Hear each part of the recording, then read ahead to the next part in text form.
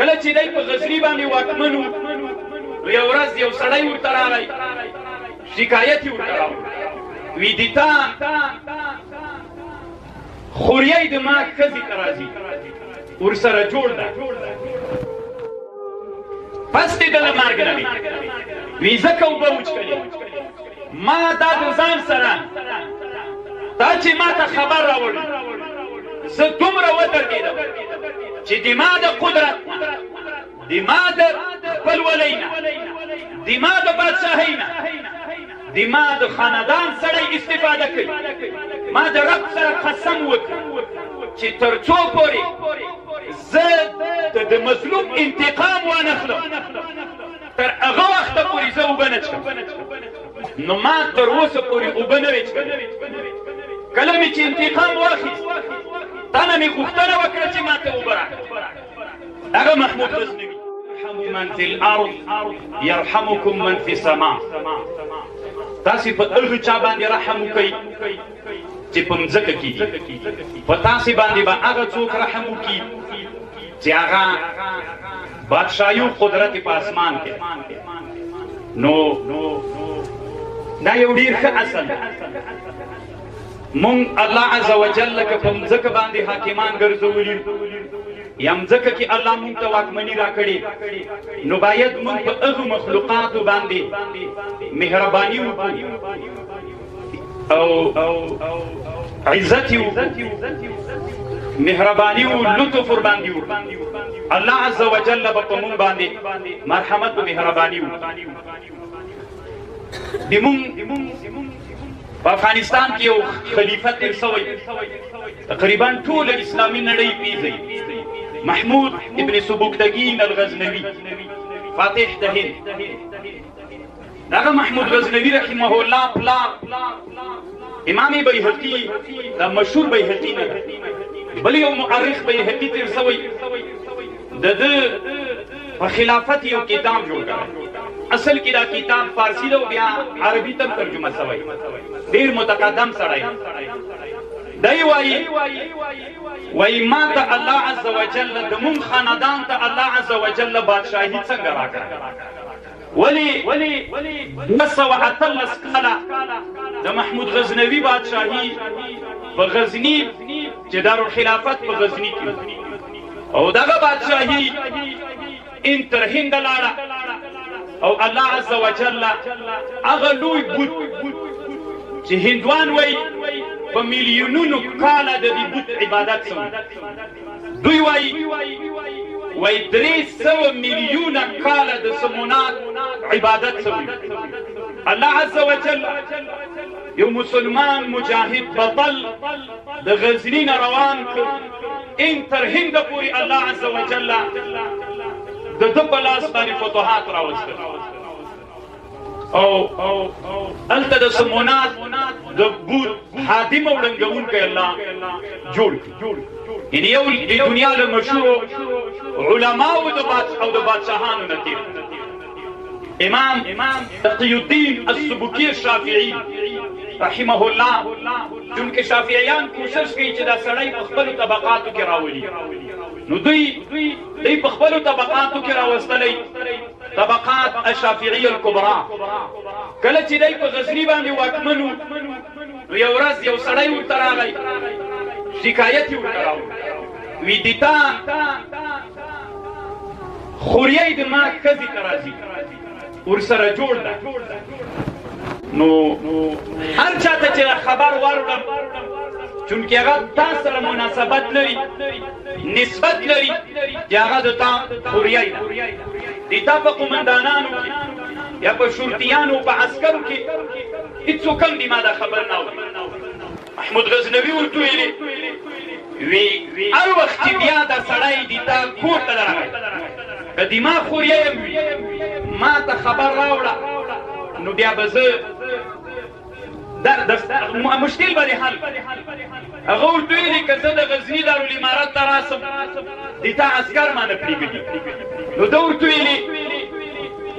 وایي عسکرو ته یې ویلي وي هر وخت چې دغه سړی راغی که شپه وه او که ورځ نو ما ته به دا سړی را پرېږدی وی زه صحیح ده سړی کور کې ناست ده شپه ده نو د محمود غزنوي رحمه الله خوریی ورته راغی نو دا سړی مظلوم تر اوسه یې څه نه کېدل د کور نه یې وسړی له ښځې سره دی کوټه کې پاتې شو دی د محمود غزنوي دربار ته راغی چونکې دا واقعه هم غزني کې سوي امام سبکي وایي دا سړی دارالامارت ته راغی شپه ده نو د عسکرو نه یې غوښتنه وکړه نو هغوی ورته ویلي چې شپه دې اجازت نشته ویزه هغه سړی اجازه یې ورکړه دارالامارت ته چې ننوت محمود غزنوي رحمه الله ویده هغه راجیګ شو نو ویل څنګه چل د سړی وی هغه سړی چې د تا خوریی د دې ما کور ته بیا راغلی محمود غزنوي خپله ورسره روان کله چې لاړل د دې مظلوم کور ته یوه لمپه لګېدلې هغه زمانه کې خو دا برقونه نه نو دی چې کوټې ته ورننوت نو ښځې سره دی پروت نو د مظلوم سړي ته محمود غزنوي ویلي وي دا چراغ ګل کړه چراغ یې چې ګل کړ خپل خوري ته ورغی توره ورسره وله حلالې کله چې سر ترې پرې کړ بیا یې ورته ویلي وی کېناسته محمود غزنوي نو ده ته یې ویلي وي ما ته لږ یخې اوبه راکړه اوبه یې چې وچ کړې د مظلوم سړي پوښتنه ترې وکړه وی ولې دې چراغ ګل او ولې دې اوبه وچکړې وی چراغ مې ځکه ګل کړ دما خو د خور زوی داسې نه وي چې الله مې امتحان کړي نو کله چې زه دلته کښېنم او سر یې پرې کوم نو د سترګو ته چې وګورم خور مې را په یاد نشي او که را په یاد سي ما به الله امتحان کړي په داسې یو امتحان کې به مې راولي چې کېدلی شي زه په امتحان کې ناکام سم او د الله دپاره له دې ظالم نه انتقام وانخلم ځکه مې چراغ ګل پس دې د له مرګ نه مې وي ځکه اوبه وچکلې ما دا د ځان سره تا چې ما ته خبر راوړي زه دومره ودرېدم چې د ما د قدرت د ما د خپلولۍ نه د ما د بادشاهۍ نه د ما د خاندان سړی استفاده کوي ما د رب سره قسم وکړ چې تر څو پورې زه د مظلوم انتقام وانخلم تر هغه وخته پورې زه اوبه نه څښم نو ما تر اوسه پورې اوبه نه وې څښلې کله مې چې انتقام واخیست تا نه مې غوښتنه وکړه چې ما ته اوبه راکړه دغه محمود غزنوي علماو ته معلومه ده د اسلام ټول معتمد کتابونه مونږ افغانانو کې ډېر خلک تېر سوي خو دا چې د دنیا د شرق نه تر غربه د جنوب نه تر شماله د ټول اسلامي تاریخ پاڼو ذکر کړی وي د مونږ دپاره یو هغه سړی محمود غزنوي امام الذهبي په خپلو ټوله د تاریخ کتابونو کې اسماعیل ابن کثیر الدمشقي الشافعي په البدايه والنهايه کې یعنې بیخي ډېرو کتابونو کې د دغه سړي ذکر شته دومره یو عادل سړی تېر ما مخکې خبر کوم ارحموا من في الارض يرحمكم من في السماء هغه چا رحم وکړئ چې په مځکه کې الله به په تاسې باندې رحم نو دا محمود غزنوي پلار سبکتګي دی وایي یو ورځ غزني کې د مازدیګر لمانځه نه وروسته روان شو نو دشتې ته ووتم ښکار ته دشته غزني نږدې ده کېدی سي بلد یې که د نن نه تقریبا 100 کاله مخکې چې دا غزني دا نوې اباده سوې دا تېر لري نو دشته یا داسې چې د هوسیو د ښکار دپاره ځي کوم طرف ته به وتلی وي زه لاړم ښکار پسې پناه وم په اسب وي چې کله لاړم نو هلته مې یوه د هوسۍ بچی ګیر ته مې د ځان سره په هغه باندې کېښودو په اسب بېرته غزني ته را روان بس نږدې ماښام په لاره راتلم کله چې غزني بازار ته را نږدې شوم د دارالخلافت ته په دې لاره چې راتلم د یو چا زړه مې واورېد زړلي نو چې اس مې ودرو شاته مې چې وکتل د هوسۍ د بچي د غرڅې د بچي موره روانه ده زاړي داسې اواز راوځي ترېنه دا د زړه یې چې زه په اس تیز غزني ته را روان یم باندې ما ته غږ راوړي بېرته مې د غرڅې پسې منډه کړه لاړه وتښتېدله بیا مې اس راتاو کړه بیا د غزني طرف ته را روان شو دویم وارې بیا راغلم بیا چې کله رانږدې شوه بیا زړه مې واورېد بیا پسې ورتاو شو بیا وتښتېدله درېیم وار بیا زړه کې مې یو مرحمت و مهرباني پیدا شو خپل بچي پسې زاړي بچی مې ترې ښکار کړی باید د خپل بچی ورکړم نو د آس نه راکاته شوم دا د غرڅې بچی مې د مور ته ورخوشي کله مې چې ورخوشي دا بچي مور ته چې ورمنډې کړلې مور دومره خوشحاله شوه لاړل دواړه زه غزني ته راغلم خپل کور او خپل جای ته بدون د دې نه چې د ما په لاس کې د ښکار وي هېڅ شی نه وره ډوډۍ مې وخوړه د شپې ویده شو یو سړي خوب کې راته وویل سبکتګینه الله عز وجل دومره درنه خوشحاله ده او الله عز وجل یو فیصله وکړه دومره یو لوی انعام د هغه د هوسۍ بچي نه چې تا کوم مهرباني کړې الله عز وجل تا ته د هغې په مقابل کې دومره یو لوی نعمت و انعام درکړی ما ته یې ونه ویلې چې انعام څه شی هغه انعام دا و چې الله عز وجل دوی ته بادشاهي ورکړه ارحموا من في الارض يرحمكم من في السماء فمخلوق رحم وکړه د یو هوسۍ بچی خپلې مور ته ور آزاد کړه 218 کاله بادشاهي الله عز وجل دوی ته ورکړه د سبکتګین بادشاهي وه علما وایي د موږ لغمان ولایت څه ده لمغان دا د ده د پلار په زمانه کې سبکتګین فتح کړی تر لمغانه پورې اسلام نه و تللی یعنې د کابل دا حدود د اسلام راغلی ځکه دی په 418 کال انشاء الله محمود ابن سبکتګین وفات شوی انشاء الله چې الله مې غلط نه کړي همداسې دي 418 هجري کې نو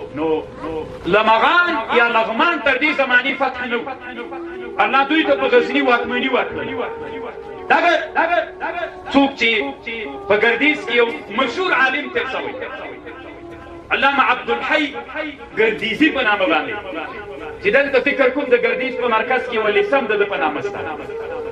زین الاخبار په نامه یو کتاب جوړ کړ هغه کتاب چې د دغه خطي خلک د دغه کتاب نه ډېره استفاده کوي د دغه کتاب نه مخکې د دې خطي په اړه ډېر معلومات نشته د مسلمانانو دپاره دغه زین المجالس کتاب چې عبدالحی ګردیزي جوړ کړی دا هم اصل کې په فارسي ده خو عربو علماو دا بیا عربي ته ترجمه کړی یو جوړ کې کتاب دغه د محمود غزنوي پلان کونړونه هم د ده زمانه کې فتح شوي د جلاباد هلته دی د رینور په نامه یو ولسوالۍ ده په جلاباد کې دا هم د ده زمانه کې فتح شوي دلته اسلام نه و راغلی د دې نه وروسته بیا د جیپال په نامه یو لوی بادشاه د هند چې په پېښور کې پرشور اصل کې دا فارسي لغت پرشور یعنی د خورې نه ډک ځکه د موږ د افغانستان اوبه پېښور کې ورځي دغه پېښور چې نن آباد ده چې دا 1000 کاله مخته لاړ شي دلته هېڅ شی نشته دا پېښور ټوله زاوه خوره موږ ورته وایو شور فارسي کې خورې ته وایي پرشور یعنی د خورې نه ډک دا هم د محمود غزنوي په زمانه کې د جیپان هند د بادشاه سره په جنګ کې که پېښور ته څوک تللي په پېښور کې چې دا د موږ د افغانستان اوبه ځي یو غټ ټیم د ورسک په نامه په دغه لاره باندې چې پېښور ته ځي یوه لویه عتیقه ده دا محمود غزنوي وقف کړې رحمه الله الله عز وجل د ده بادشاهي این تر هند ورسوله د سومنات بوت یې ونړاو هغه د سومنات بوت دوی دومره لوی معبود بلل داسې معبود یې بلل چې ټول بوتان ړنګ شول سومنات پاتې شو د دوی هغه د بودایزم د دین علما او روحانیون دلته راغلل وي دا سومنات مه ړنګوه دا پرېږده خیر ده دا مه ړنګوه څومره پیسې چې ته غواړې دربې ده ورته ویلې نه خامخا یې ړنګوم کله یې چې ونړو دا د سومنات بود دومره طلا وي د دې له منځه راووتلې یا د بیخ علما وایي چې کومې پیسې خلکو ده ته ویلي ول د هغې څو چنده روپۍ د ده نه راووتلې علما وایي علامه ابوریحان البیروني الخوارزمي په تحقیق ما للهند کې وایي دلته یو بوت په هوا یې درولې نو چې دوی ورغلل خپله محمود غزنوي ورغی دا بوت ته یې چې کتل په هوا ولاړ قمقل خلک ول زه خپله دیوبند ته تللی یم هند ته زه د دهلي نه دیوبند ته روان وم په لاره باندې یو موټروان سره سپاره وو یو څه طالبان را سره د دهلي نه چې د تګاب طالبان ول چې زه هلته تللی یم دوی خبر سوي بیا کوم ځای کې چې زه اوسېدم هلته راغلم دیوبند ته را سره روان ول موټر مو نیولی مزل ډېر نو دا کوم موټروان چې و دا هندو لږ به چې مزل وکړو موټر به داسې چې لکه مونږ چې موټر د اضطراري حالت چې الله غږ کړو ده به داسې یو بوت را ځوړند دا به یې مچوکه بیا نو ما خپله اردو نه ده زما ملګرو ته مې ورته وویل چې دا د چا عبادت کې دا څه شی ده وی دا تندولکر ده دا د دوی د کرکټ اوس هم دا سړی ژوندی مې دا څنګه خدای کېدلی شي دا څنګه معبود کېدلی شي وی موږ په هند کې 14 کروړه خدایان لرو معبودان لرو د هر چا خپل اختیار ده چې د چا عبادت کې نو معبود چاته وایي وی مونږ معبود دغه چاته وایي چې چا ښه کار کړي مې ده کوم ښه کار کړی وی ده چې کوم ښه کار کړی هغه دا ده چې مونږ ته یې ډېر کرکټونه ګټلي دا خدای د دې دوی عبادت دومره قمقل انسانان ول نو هغه معبود چې په هوا ولاړ دومره قمقلان ول ویلې که خدای نه یو چیشته په هوا ولاړ قمقل انسانان دي زه چې څومره ګرځېدلی یم په دا خپل ژوند کې ترې قمقل انسانان چې د هند دي نور نسته کافران یادوم زه دهلي کې اوسېدلم یو جای مو کوټه نیولې دا جای لاج پټناګر نومېږي نو ټول کافران ول زه و ملګری مې دلته خو سړي به زړه په تنګ شو زه کتابخانو باندې ګرځېدم کتابونه مې راوړي وو بس د ګرځېدا وخت به راغی هغه و کنې خپل کتاب به مې کتل یو سیک راغی د قندهار ډېر وخت اوس هلته تللي ول د سیک او د هندو د دین په مابین کې مځکه او اسمان فرق ده دا د دوی ګیرور څه دي دا پنډکیانې چې په سر کې وي دا هندو مځکه او اسمان په دین کې فرق لري یو دین او د دوی بیل دي دوی د بت عبادت کوي او هغوی د بت عبادت نه کوي ما پوښتنې ترې کوم نو دی چې راغی د ده لږ پښتو زده وه کوم چې سیک و ما ته یې ویلې مولانا صاحب د موږ د دې کوټې مخ ته غټ دوه بوتان ودرول ما ویلې چې دا بوتان باید زه ووینم ځکه زه تللی وم چې معلومات وم وی ته کوشش وکړه چې اکثره وخت کوټه کې پاتې شي بله ورځ د دوی اختر دا بوتان دوی سوځوي مېل صحیح په دې ورځ باندې موږ ته کوټې ته هلته نور افغانان طالبانو دا مېلمه ماښام چې سو دوی موسیقي سره هم ډېره مینه لري دا یو قسم د خپل دین د عبادت په شکل موسیقي غږوي مازدیګر چې سو بس راغلل د موسیقۍ غږوله نو زه د دې په خاطر باندې چې زه ځان ته معلومات وکړم زه ورته ودرېدم لکه موږ کوټې مخ ته د دې کوټې مخ ته مو داسې کټاره غوندې وه زه دلته کېناست چې معلومات وکړم چې دوی اوس څنګه عبادت کوي بوت دوه غټ غټ بوتان ول ښه ډېر ستړي شول موسیقي ورته وغږول د دې نه چې خلاص وورې ور واچودې خپل خدای ته غټ خدای وورې چې ور واچو خدا 2000 پټاقې وي که 3000 پټاقې وي چې دا چودرې دا ټول پاخه جوینې نسي کورول بس چې خدای را نسکور سو چې خوشحاله سول عبادت قبول هغه قمقلان هندوان هغه خلک چې د بوت عبادت یې کو الله عز وجل مونږ ته د اسلام په برکت باندې انسانیت را وپېژاند عقبه ابن عامر چې کله د کسرا او د ایران د هغه سره مخامخ سو ورته ویلي وی تاسې مسلمانانو مونږ ته څه شی راوړي وی مونږ دا راوړي چې تاسې له عبادت د انسانانو نه د انسان پرستۍ نه عبادت الله ته راوباسو تاسې انسان پرستۍ شروع کړې موږ دا درښیو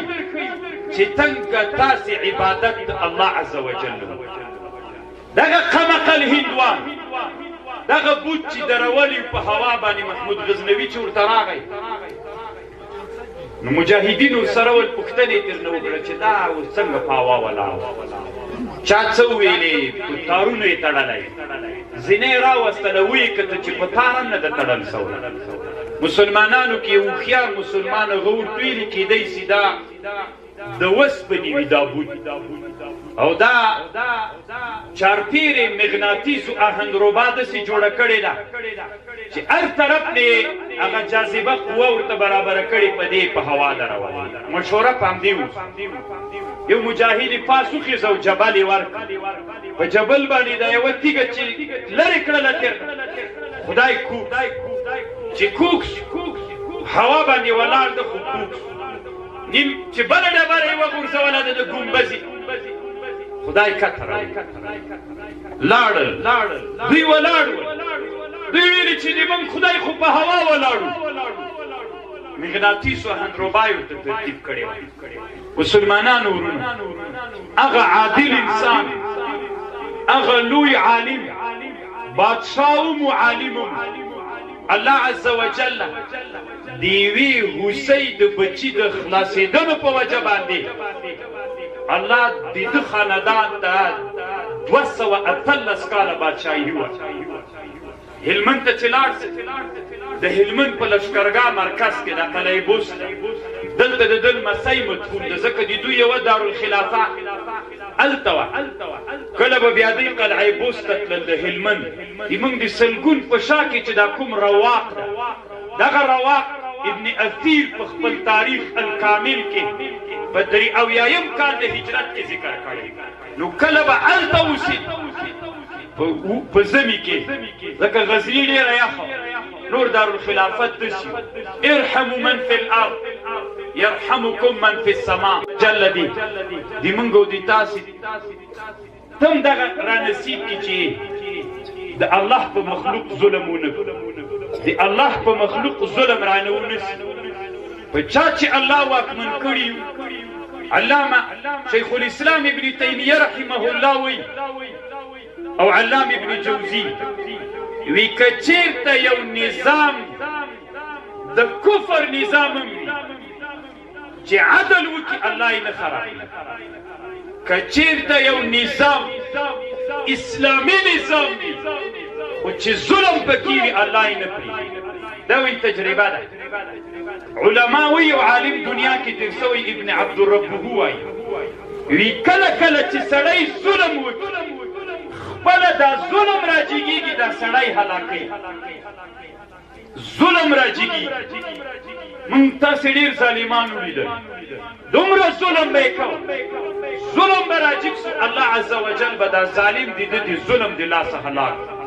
نو الله عز وجل دې په موږ رحم وکړي د جمعې ورځ ده همدومره انشاءالله بس ته الله مو ټول اعمال دي مونږ او دي تاسې قبول وګرځوه الله مو حافظ و ناصر سه کوم علماو چې دا خدمت کړی ده مدرسه یې جوړه کړې ځکه د مونږ د دین شعبې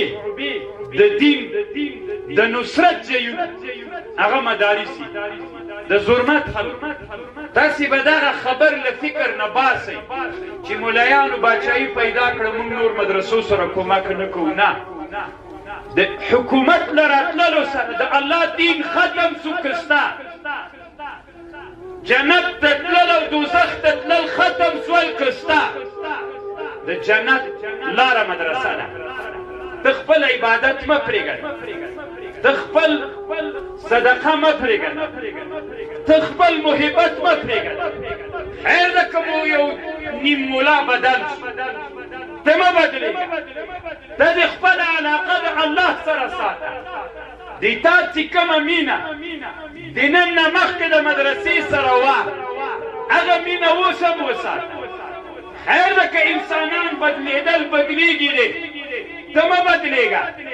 ته خپل تعلق د الله سره چې ساتي